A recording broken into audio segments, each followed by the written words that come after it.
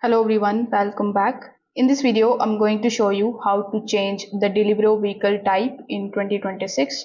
Now, in order to do it, first of all, you need to come here on the official website of rider.deliveroo.co.uk.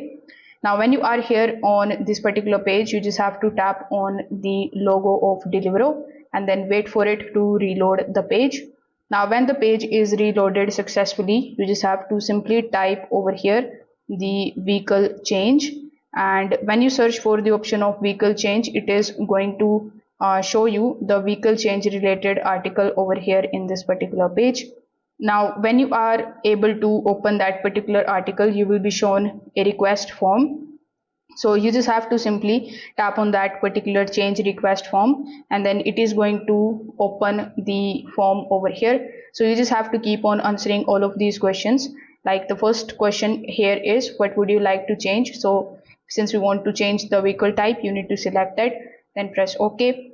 Afterwards, you need to provide your first name, your last name, and then hit OK. So similarly, you just have to give the answer to the questions what it is asking you, and then eventually you will be shown the option of changing your vehicle type. So you will be able to do it by following all the instructions that are given over here. So that's how you can do it. Thank you.